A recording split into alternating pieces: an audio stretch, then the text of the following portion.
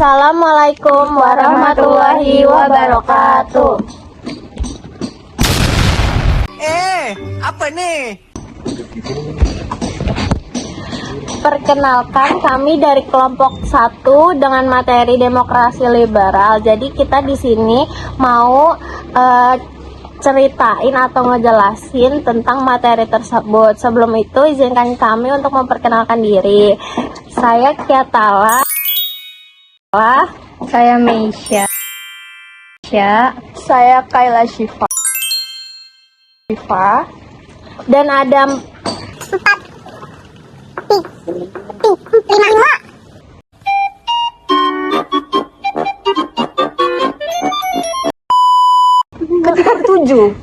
5 ada 5 tambah 3 7. Oh, kita bertiga sini.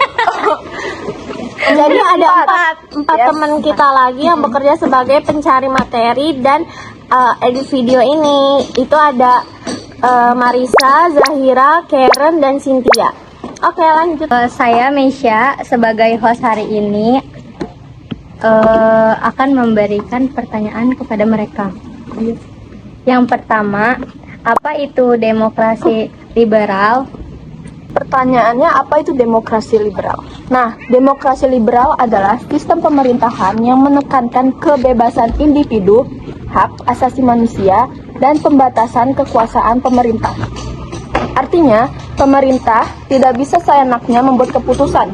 Semua harus berdasarkan aturan hukum dan constitution. Nah, filosofi demokrasi liberal berasal dari pemikiran tokoh-tokoh barat, seperti John Locke yang menekankan bahwa manusia punya hak alami yang tidak boleh diambil pemerintah. Yang kedua, Montesquieu yang mengusulkan pemisahan kekuasaan eksekutif, legislatif, dan yudikatif. Nah, kenapa kekuasaan harus dipisahkan? Karena kalau kekuasaan terkumpul di satu orang atau satu kelompok, bisa timbul tirani pemerintah menjadi sewenang-wenang menekan rakyat dan tidak ada kebebasan. Dalam sistem demokrasi liberal, rakyat punya peran besar dalam politik, pemimpin dipilih secara terbuka dan berkala, kebebasan rakyat dilindungi oleh hukum. Pertanyaan yang kedua untuk Kea, apa itu ciri-ciri demokrasi liberal? Ciri ini membuat demokrasi liberal berbeda dari demokrasi lainnya. Yang pertama, pemilu bebas dan jujur, bukan untuk manipulasi. Yang kedua, kebebasan berpendapat, baik di media, kampanye, pidato, dan internet. Yang ketiga, ada pers bebas. Itu artinya kita bisa mengkritik pemerintah. Yang keempat, hak minoritas dilindungi, tidak boleh didiskriminasi. Yang kelima, sistem multipartai.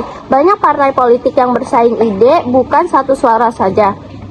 Yang keenam, ada rule of law. Negara berdasarkan hukum, bukan berdasarkan kekuasaan orang. Yang ketujuh, adanya check dan balance. Artinya kekuasaan saling mengawasi. Contohnya, presiden tidak boleh seenaknya memutuskan perang. Yang kedua, parlemen bisa menolak undang-undang. Yang ketiga, media bisa membongkar skandal pemerintahan. Yang keempat, mahkamah bisa membatalkan kebijakan pemerintah jika melanggar konstitusi. Jadi, kekuasaan tidak absolut, semua dibatasi supaya rakyat tetap berdaulat.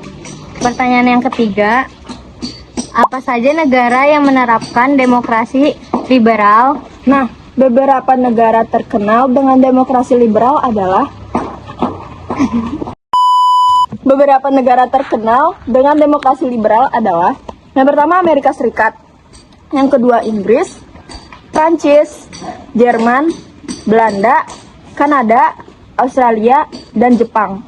Di negara ini, kebebasan pers sangat luas. Demonstrasi dianggap hak warga. Pemilu bisa mengganti pemimpin tanpa kekerasan. Pemerintah yang melakukan pelanggaran bisa langsung diselidiki. Contoh nyatanya, Presiden AS bisa di-impeach jika melakukan pelanggaran. Di Jerman, partai yang menyebarkan ideologi berbahaya bisa dilarang oleh hukum. Di Inggris, Perdana Menteri bisa mundur hanya karena kehilangan kepercayaan parlemennya. Selanjutnya, pertanyaan yang keempat. Apa saja kelebihan demokrasi liberal? Kelebihannya ada banyak. Yang pertama, kebebasan terjamin. Artinya rakyat bebas bersuara, memilih, mengkritik, dan berpendapat tanpa takut. Yang kedua, pemerintah diawasi ketat. Kalau pemerintah salah, langsung dikritik dan bisa diproses hukum.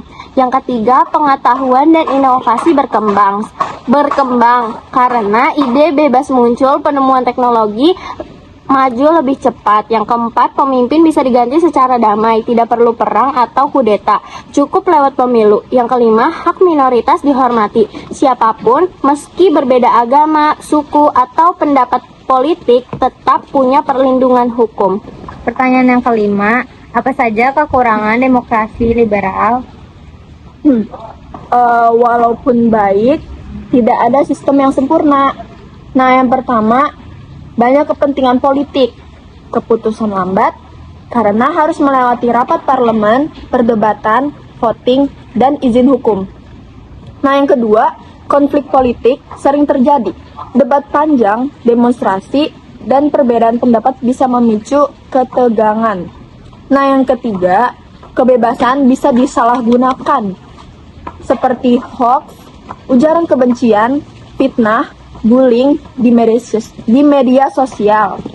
Nah, yang keempat, ekonomi pasar bebas bisa menimbulkan kesenjangan karena perusahaan besar lebih kuat daripada yang kecil.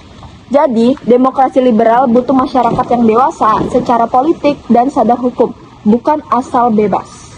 Yang keenam, apa demokrasi liberal di Indonesia pada tahun 1950 sampai 1959? Banyak yang belum tahu kalau Indonesia pernah menerapkan demokrasi liberal. Setelah Indonesia merdeka, kita menjalankan konstitusi RIS tahun 1949, lalu UUD sementara tahun 1950. Pada masa ini, yang pertama, pemerintahan memakai sistem parlementer. Yang kedua, Perdana Menteri memimpin pemerintahan. Yang ketiga, Presiden hanya sebagai simbol negara. Ciri masa itu, banyak partai politik, parlemen punya kekuasaan besar, media bebas mengkritik pemerintah. Pemilu tahun 1955 adalah pemilu paling demokratis saat itu. Tapi pada masa tersebut ada masalah besar, yaitu terlalu banyak partai, jadi sulit untuk membuat keputusan. Kabinet sering jatuh, pemerintahan jadi tidak stabil, pemerintahan berganti hampir setiap tahun. Karena dianggap tidak efektif, tahun 1959 Presiden Soekarno mengeluarkan Dekret Presiden tanggal 5 Juli tahun 1959 dan menggantikan sistem menjadi demokrasi terpimpin. Yang terakhir, apa pelajaran dari demokrasi liberal? Nah, apa sih yang kita pelajarin? Nah, jadi yang kita pelajarin itu demokrasi liberal lebih berhasil jika masyarakat disiplin dan sadar politik. Nah, yang kedua, kebebasan itu baik, tetapi harus bertanggung jawab ya. Yang ketiga, pemerintah wajib transparan, rakyat wajib kritis. Yang keempat, media harus bebas, tapi tidak menyebarkan kebohongan. Yang terakhir, yang kelima, yaitu hukum harus berjalan tanpa pandang bulu. Kalau tidak, hasilnya justru kekacauan dan konflik. Jadi, kesimpulannya itu, demokrasi liberal adalah sistem yang menjunjung tinggi kebebasan rakyat, pemilu jujur, dan pembatasan kekuasaan pemerintah. Banyak negara maju yang berhasil dengan sistem ini, tapi butuh kedewasaan politik dan kesadaran hukum dari rakyatnya. Indonesia pernah menerapkannya, tapi karena kondisi politik tidak stabil, akhirnya digantiin deh sama sistem yang lain. Nah, jadi cerita tentang demokrasi liberal tuh kayak gitu, dan kesimpulannya tadi yang udah dibaca sama kita.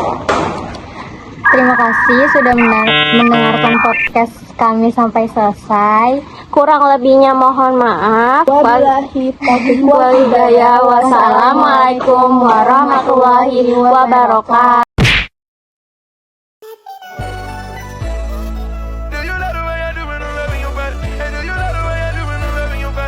Satu.